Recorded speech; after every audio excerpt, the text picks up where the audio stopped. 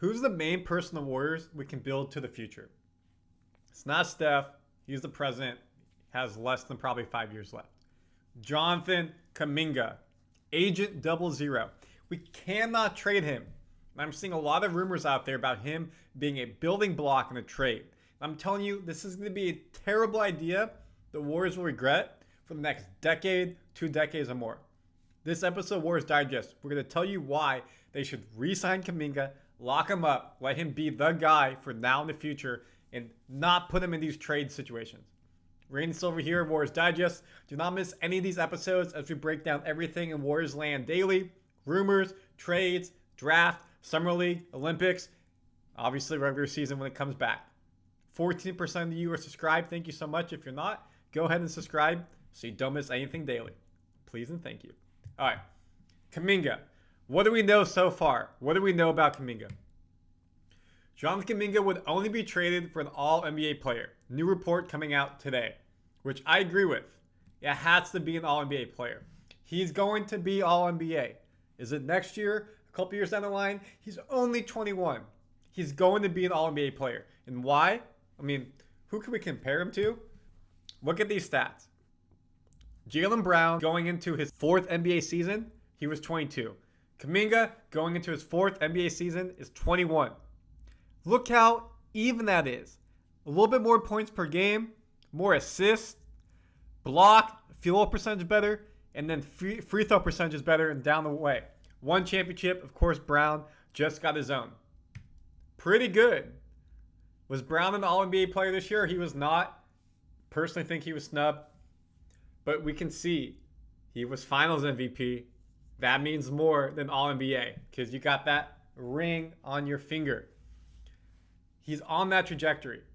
Kumninga only started playing basketball in his mid-teenage years. He has not been playing even 10 years. Didn't go to college, went straight to G League. Warriors drafted him because of the potential, and you can't lose sight of that. And we saw this season what potential he really had. Some analysts believe Kumninga can fetch over $30 million per year on the open market. That would make him the second highest paid player on the roster. Right now, Clay potentially is getting 30, 35 million open market. I think it's probably 20, 25, but those reports are saying he could give 30. Philly, Magic. Would I rather give 30 to Clay for the next 2 to 3 years or give 30 to Kumninga for the next 4 or 5 years? I think I know the answer to that. The brain trust of the Warriors is very high on Kumninga's potential, and he's eligible to sign a new contract extension this summer. Kumninga in his last interview before the offseason, wow, I didn't even know that. I love it here. And as we know, Warriors fans, the season didn't start the best for Kumninga. Was playing a lot off the bench. But when he had that talk with Steve Kerr and said, I want more playing time, I want to be the guy, he took over. Draymond talks about on this podcast all the time. Kumninga has got to be Kumninga. Slasher, scorer, above average shooter. It's only going to get better with the work ethic he puts in. High motor on defense, transition player, everything you expect and you would want out of a high value player. We look at his stats.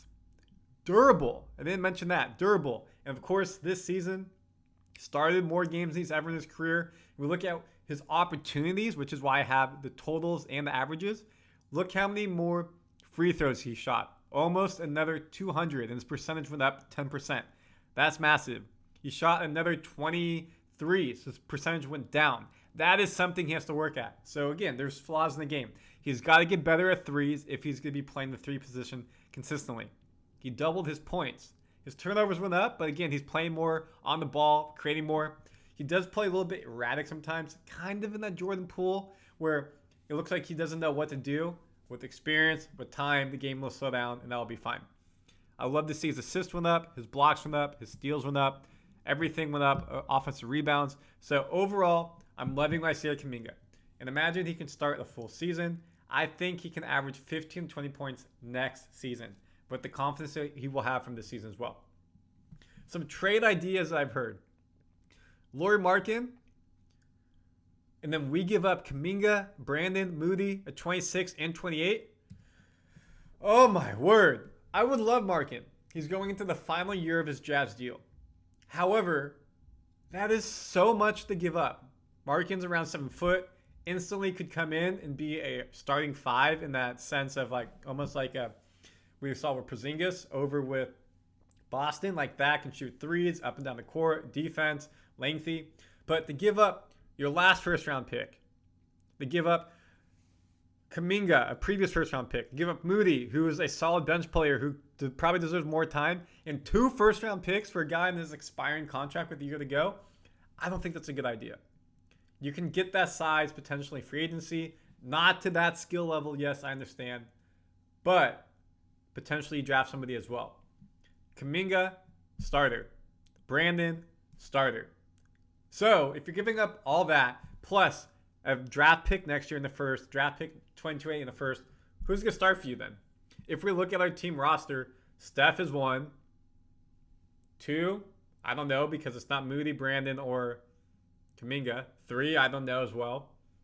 4, Draymond. 5, Markin. Do you push Markin to 3, Draymond 4, and then TJD 5? Did TJD go to the bench? So I would love Markin, but you can't give it up at this price. It's way too much. Another package I saw to try to get Paul George. Kuminga, Wiggins, Moody, and picks. Or Kuminga, Wiggins, CP3, and 2 picks. Way too much money. In our last video we talked about, if Paul George came here, it would have to be in a sign and trade. If he opts out of his deal, which is $49 million per year, last year of his contract, he would get 50 to 60 million, if not more, on the open market.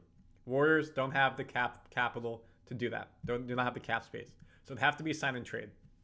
That means, do I have it for you? Here we go. The $30 million contract of Chris Paul, non-guaranteed, we'd have to guarantee it. So that means that's in. You're at 174. We know Looney's $8 million is in. That's already happened as of yesterday. We don't know about Klay Thompson yet. So to even match the $50 million for Paul George, it would have to be Chris Paul. They're going to want younger players. That's where Kuminga and Moody come in. So that's another $12 million, puts you at 42. Then maybe you have to throw in Looney. So then you get 4 players gone plus draft picks to get back one guy in Paul George. So then you have Steph, Dre, Brandon, Paul George, and Trace Jackson Davis. That's your starting 5. That will win you games. But who's coming off the bench? Where's your depth? Who's going to score for you when Paul George is hurt? I mean, Steph is there, but now you have a reliable number 2, but you really sacrifice the future. And again, I think Kuminga is him. I really, truly think Kuminga is him. And this is too much to give up. Trade rumors, AllNBA Player. I get it. Too much to give up. Too much to give up. We need to keep Kuminga. He's the building block of now and the future. He will be an all-star in the next 2 to 3 seasons, depending how much, obviously, he gets the ball in his hands with the Warriors. He will be an All-NBA player in the next 3 to 4 seasons, if not sooner. He will be an NBA champion with the Warriors. We keep him, and we develop the team around him.